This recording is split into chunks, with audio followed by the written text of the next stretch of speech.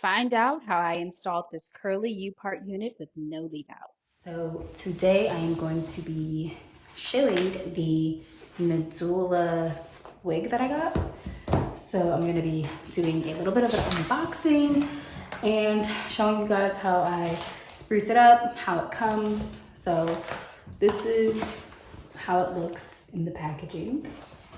There's some other things in this box as well. I'm going on vacation to Jamaica for my 1-year honeymoon / anniversary.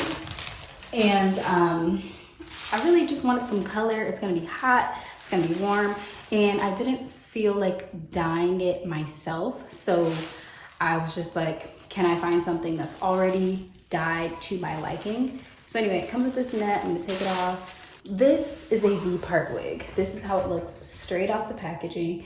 As you can see, it's nicely highlighted and everything like that. So anyway, I'm gonna go ahead and wash this and then I will show you how I style it.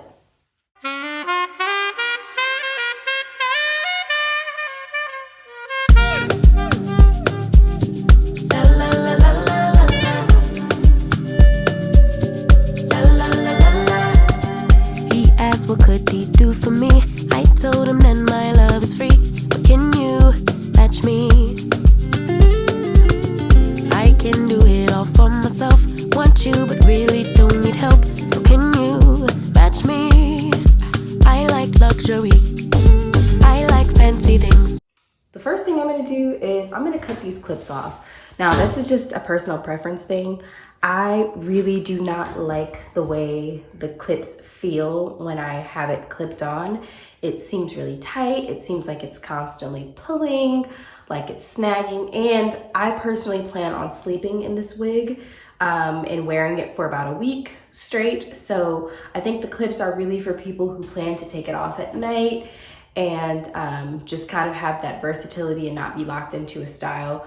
But I am going to go the traditional route, cut off the clips and sew it around my perimeter because shine on my body, live like royalty, treat you like a king. If I have decided that I do want to also take the combs off, but they are stitched very tightly. So I'm just gonna carefully, oh, I think I might have, oh, you guys, we are on now. It literally just came right off after I made one simple stitch. This is the braid pattern that I did. It's basically 2 braids really close together and then 3 braids on each side. And then I kind of gathered them all in the, like each braid connected with the next one. And then I have these 2 braids left that I will crochet up. So I'm gonna go ahead and do that part. I trust, but you must be worthy of the crown. I'm not just anybody, born to live in luxury. Now we are going to sew this thing on. So I am gonna be doing the crochet method. I am letting the wig meet at these 2 braids because that's where it's gonna be sewed down. I also just wanna call out that your braids do not need to be tight. They do not need to be big. This is supposed to be a protective style. And I think that so many times styles are not actually protective because of the way that they are done. And I've also left a little bit of edge.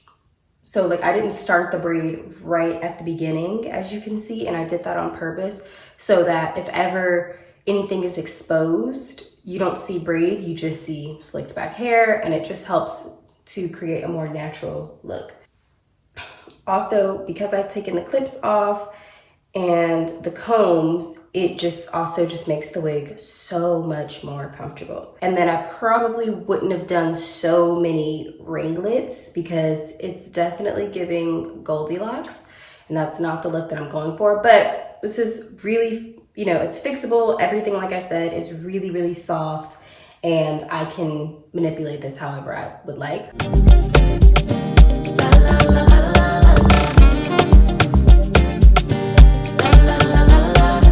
So once I get to this middle point, Some people would like to sew continuously all the way around, but I personally like to stop at the middle point and then start again over on this corner. And the reason I do that is because sometimes when you go all the way around, you'll realize that you have a bunch of extra wig hanging over. And so to avoid that, I like to start at this point so that anything that might have been excess, I can hide in the middle opposed to having a lump or something in the front. I'm going to continue back at the front. These corners are extra important for security. You want them to be very secure.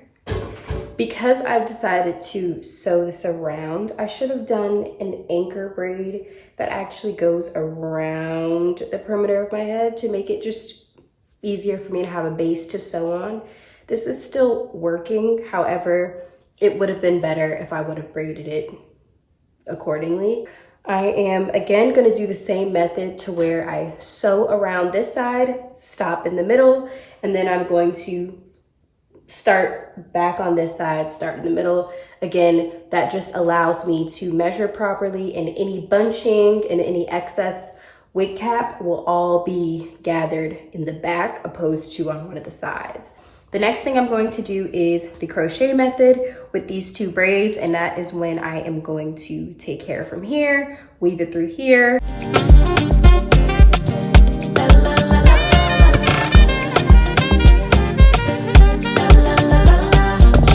Serving rich Auntie Chloe B.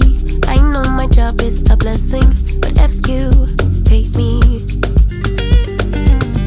Rocks on my wrist, fur on my feet, setting the table in all the chic. Baby, come eat.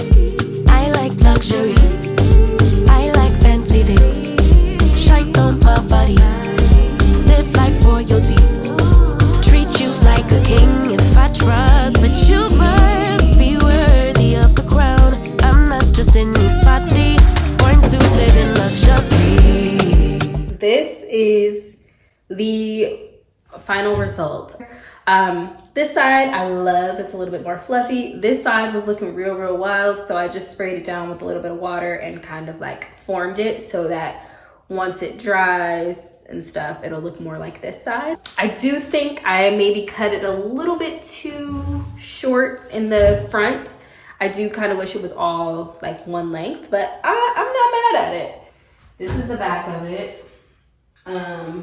Yeah, I'm not really concerned if it looks a little bit too twirly and uniform, because as time goes on, it'll naturally get bigger, more fluffy, and it'll just look really good. So yeah, overall, I just have to get used to having light colored hair.